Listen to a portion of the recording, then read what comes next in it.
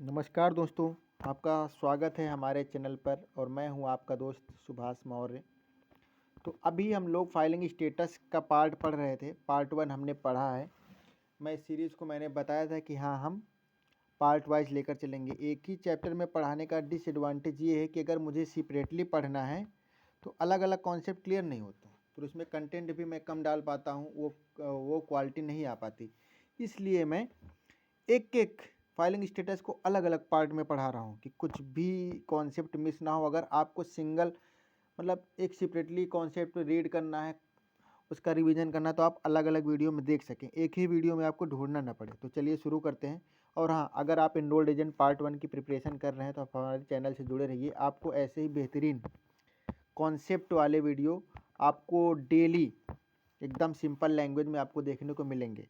ऐसा मिलेगा कि आपको पूरे यूट्यूब पर कहीं नहीं मिलेगा। आपको मिलेंगे बहुत ही टेक्निकल वर्ड मिलेंगे, टेक्निकल लैंग्वेज मिलेगी, लेकिन ऐसा सिंपल आपको कहीं नहीं मिलेगा जो मैं आपको बता रहा हूँ। अगर ना भरोसा हो आपको तो आप पूरा यूट्यूब छान मारिए, किसी का पेड बैच भी लेकर देखिए, लेकिन आपको ऐसा कंटेंट नहीं मिलने वाला। तो चलिए शुरू करते हैं। आज का हमारा टॉपिक है सिंगल फाइलिंग स्टेटस में। हमारा एक पहला पार्ट आता है सिंगल। तो सिंगल वाला हम समझते हैं कि IRS के लिए सिंगल का मतलब क्या होता है। तो IRS के हिसाब से सिंगल का मतलब सिर्फ इतना नहीं होता है कि मेरी शादी नहीं हुई। हमारे यहाँ तो है ना कि मैं सिंगल हूँ, मैं सिंगल हूँ।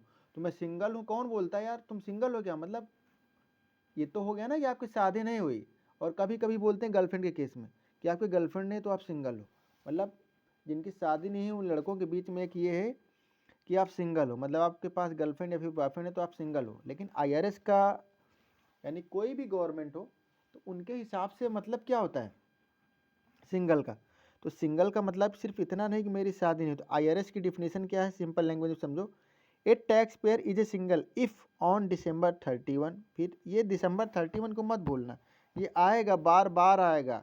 यही तो हमारा बेस कॉन्सेप्ट है, तो इसको भूलना नहीं है। A taxpayer is a single on December 31 ही और सी इज नॉट मैरिड, अगर उसने शादी नहीं की है, and does not qualify for any other filing status. अगर 31 दिसंबर तक उसने शादी नहीं की है, ठीक, ये कंडीशन तो ठीक है कि नहीं की तो सिंगल होगा। लेकिन ये दूसरी लाइन क्या लिखी कि does not qualify for any other filing status, इसको अब डीप में समझेंगे। अगर ये लाइन ना लिखी होती तो सिंगल वाला टॉपिक यहीं पर ख़त्म हो जाता, यहीं पर द एंड हो जाता। लेकिन ये लाइन लिख दी है तो अब मुझे पूरा कॉन्सेप्ट ही पकड़ के चलना होगा और आपको अच्छे से समझाना होगा। तो चलो शुरू करते हैं इसको। बिल्कुल सिंपल लैंग्वेज होगी, इसमें कुछ भी कॉम्प्लिकेटेड आपको नहीं लगेगा। बस आप देखते जाओ, एकदम मैजिक के तरीके ये कॉन्सेप्ट आपके दिमाग में एकदम उतर जाएगा। इसका मतलब क्या, single is equal to default status. कोई फिक्स स्टेटस नहीं, डिफ़ॉल्ट है तो इसमें कई सारे कंडीशन समझते हैं। जब बाकी कोई भी स्टेटस लीगली अप्लाई नहीं होता है तब आप सिंगल हो। तो 31 दिसंबर रूल क्या है ये मैंने वहाँ भी बताया था और यहाँ भी बता रहा हूँ। तो IRS सिर्फ एक डेट देखता है, 31 दिसंबर, 31 दिसंबर रूल। IRS सिर्फ एक डेट देखता है, 31 दिसंबर। अगर 31 दिसंबर को टैक्स पेयर, कोई और नहीं आएगा इसमें, टैक्स पेयर की बात हो रही क्योंकि हम पढ़ टैक्सेशन रहे तो हम सबको क्यों लाएंगे, जो हमारे टैक्स में स्लैब में आते हैं मैं उन्हीं की तो बात करूँगा ना। तो अगर 31 दिसंबर को टैक्स पेयर लीगली अनमैरिड है, ठीक, पहली कंडीशन। उसका डाइवोर्स हो गया है भैया, हाँ डाइवोर्स हो गया, तब स्पाउस की डेथ पिछले साल हुई हो, इस साल ना हुई हो, पिछले साल हुई हो। इस साल हुई है तो उसकी कंडीशन अलग है, QSS, क्वालिफाइंग सर्वाइविंग स्पाउस, वो अलग स्टेटस है। वो मैं आपको अगले पार्ट में या फिर किसी और पार्ट में बताऊंगा। तो इसको ध्यान में रखना, स्पाउस की डेथ पिछले साल हुई है, पिछले साल वर्ड आप ध्यान देना, यही टेक्निकल है, यही टेक्निकल वर्ड है यहाँ पर, लाइन है एकदम। रीमैरिज नहीं हुआ हो, अब ये नहीं कि मतलब उसका स्पाउस डेथ कर गया तो उसने शादी भी कर ली, उस साल तक तो वो कम से कम बैठा हो ऐसे, सिंगल फाइलिंग स्टेटस अप्लाई होता है। ये 4 कंडीशन है, लीगली अनमैरिड हो, डाइवोर्स फाइनल हो चुका हो, स्पाउस की डेथ पिछले साल हुई हो, मैं फिर बता रहा हूँ इस साल का नहीं बता रहा हूँ, रीमैरिज नहीं हुई हो, तब सिंगल फाइलिंग स्टेटस अप्लाई होता है। सिंगल कब अप्लाई होता है, एकदम क्लियर कंडीशन एक बार और समझ लो, एक बार और समझ लो, मज़ा आएगा आपको।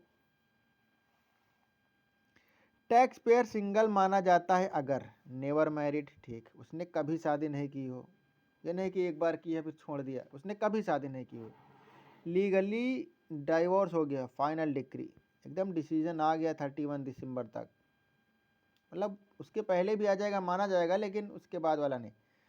तो एनरोलमेंट कंप्लीटेड हो गया उसका, विड्रो बट क्यूएसएस क्वालिफाई नहीं करता हो। वही बताया ना कि मैंने उस साल ना उसका हुआ हो, मतलब उस साल वाला जो कंडीशन था कि हाँ स्पाउस की डेथ पिछले साल हुई हो, उसी साल ना हुई हो तब। विडो बट क्यूएसएस क्वालिफाई नहीं करता हो तब। इम्पोर्टेंट क्या, अलग रहना, या केस चल रहा है सिंगल नहीं बनाता, एकदम फाइनल हो गया। अलग रह रहे तो भैया उसका भी प्रूफ दो, और अगर आपका डाइवोर्स हो गया तो उसका भी प्रूफ दो। इम्पोर्टेंट क्या है, exam plus practice traps, IRS यही तो पकड़ता है एग्ज़ाम का, एकदम ट्रैप समझो। ट्रैप 1, हम अलग रहते हैं तो क्या हम सिंगल हो गए? नहीं नहीं नहीं, अलग रहना का मतलब सिंगल नहीं है। जब तक लीगल डाइवोर्स फाइनल नहीं होता तब तक आप सिंगल नहीं है। आईआरएस के लिए मैरिज एग्जिस्ट करती है, ठीक। दूसरा ट्रैप जहाँ पर बच्चे फंसते हैं या फिर हम ही फंस जाएंगे, तो दूसरा ट्रैप हमारा क्या है, कोर्ट में डाइवोर्स फाइल हो गया। फाइल होने का मतलब, फाइल होने का मतलब ये नहीं कि आप सिंगल हैं, वो फाइनल भी तो होना चाहिए। तो यही तो ट्रैप है हमारा, ये क्वेश्चन में आएंगे कभी कभी। क्या ये पूछता है, आईआरएस टेस्ट करता है कि आपको लॉजिक क्लियर है कि नहीं। ये एग्ज़ाम पूरा आपके कॉन्सेप्ट प्लस लॉजिक बेस है, इसमें रट्टा तो चल ही नहीं सकता कि आपने कुछ रट लिया और क्वेश्चन ने ज़रा भी घुमा दिया तो आपका क्वेश्चन तो गया, आपका एग्ज़ाम ही गया समझो। आईआरएस सिर्फ फाइनल डाइवोर्स डिक्री करता है। अगर डिक्री 2 जनवरी को आई और टैक्स ईयर 31 दिसंबर को एंड हुआ तो सिंगल नहीं मैरिड माना जाएगा। उस साल के लिए मैरिड हो तो 31 दिसंबर के पहले ले आओ रिजल्ट। अब सोचो 2 दिन का इतना फ़र्क हो गया कि आपका वो पूरा साल आप मैरिड माने जाओगे। तो ट्रैप 3 समझो, स्पाउस मर गया तो सिंगल हो जाते हो, कैसे हो जाओगे भैया? क्यूएसएस सर्वाइव करोगे, उस साल तो जाओगे, ज्वाइंटली रिटर्न फाइल करोगे, क्यूएसएस में जाओगे। डायरेक्ट सिंगल नहीं होता, आईआरएस के पास क्वालिफाइंग सर्वाइविंग स्पाउस नाम का अलग स्टेटस है जो बाद में पार्ट्स में आएगा, जो अलग मैं पढ़ाऊँगा आपको। स्पाउस मर गया तो इसका मतलब ये नहीं कि आप सिंगल हो गए, क्यूएसएस नाम का पार्ट है जिसको मैं आपको पढ़ाऊँगा। अब टैक्स मैनेजर के लिहाज से देखो, आप टैक्स मैनेजर हो तो क्या सोचते? सोचो मेरे दोस्त, अगर आप टैक्स मैनेजर होते तो क्या सोचते सिंगल के लिए? टैक्स मैनेजर कभी ये नहीं पूछता आप सिंगल फील करते हो क्या, फील करने से थोड़ी ना होगा, डॉक्यूमेंट तो दिखाओ। टैक्स मैनेजर ये पूछता 31 दिसंबर को आप लीगली किस कैटेगरी में थे। सिंगल स्टेटस क्या इफेक्ट करता है ये भी समझो, टैक्स रेट। अब सिंगल होने से क्या इफेक्शन है, तभी तो इतना माथापच्ची हो रही है। Single filing status directly effect करता है क्या, टैक्स रेट करता है, स्टैंडर्ड डिडक्शन करता है ये सिंगल स्लैब में। क्रेडिट एलिजिबिलिटी चेक करता है, limited versus head of house hold. Filing requirement threshold ये भी चेक करता है। तो ये 4 चीज़ें हमारा ये अफेक्ट करता है ये सिंगल स्टेटस। इसलिए गलत सिंगल चूज़ करना मतलब आपने फर्जी अगर चेक चूज़ कर लिया सिंगल, तब इसका डिसएडवांटेज भी समझ लो एक बार। एक्स्ट्रा टैक्स देंगे आप, बेनिफिट लूज़ कर देंगे, इसलिए गलत सिंगल चूज़ करने का मतलब extra tax plus lose benefit. Real classroom scenario समझो, क्लाइंट बोलता है मैं सिंगल हूँ, वाइफ से अलग रहता हूँ, तो टीचर या फिर टैक्स प्रिपेयर क्या पूछता है, डाइवोर्स फाइनल हुआ क्या, कोर्ट डिक्री डेट क्या है, 31 दिसंबर को लीगल स्टेटस क्या था। अगर डिक्री नहीं तो single reject, married status apply होगा। तो एकदम दिमाग में रखो सिंगल अगर लीगली अनमैरिड ऑन 31 दिसंबर, ठीक। Not based on separation, feeling और लिविंग अरेंजमेंट। तो अगर क्वेश्चन में लिखा हो divorce pending separated but not divorce filed for divorce in नवंबर, तब वो सिंगल नहीं माना जाएगा। सिंगल के लिए एक अलग ही कंडीशन है। तो मेरे भाई, अगर आपको ये वीडियो पसंद आती है, पसंद आई हो, कंटेंट अच्छा लगा हो तो लाइक करें, शेयर करें और दबा के सब्सक्राइब करें, क्योंकि मैं इसके लिए बहुत मेहनत करता हूँ भाई। अभी मेरा चैनल बिल्कुल नया है, अगर आप लोग सपोर्ट करेंगे तो बिल्कुल ये ऊपर जाएगा और लोगों तक पहुँचेगा। क्वालिटी कंटेंट लोगों तक पहुँचेगा। और एग्ज़ाम में बहुत हेल्प हो पाएगी। अगर आप सिर्फ PDF से पढ़ेंगे, सिर्फ कोचिंग खेलते रहेंगे तो होने से रहा आपका। आप रट्टा मारो, बार बार रिवाइज करो, लेकिन अगर कॉन्सेप्ट दिमाग में नहीं बैठा तो एग्ज़ाम नहीं निकलेगा भाई मेरे भाई। ये बात आप एकदम दिमाग में रख लो। कॉन्सेप्ट को दिमाग में बिठाना बहुत ही ज़्यादा ज़रूरी है। अगर आपको मेरी ये वीडियो पसंद आई हो तो प्लीज़ लाइक करें, शेयर करें, सब्सक्राइब करें।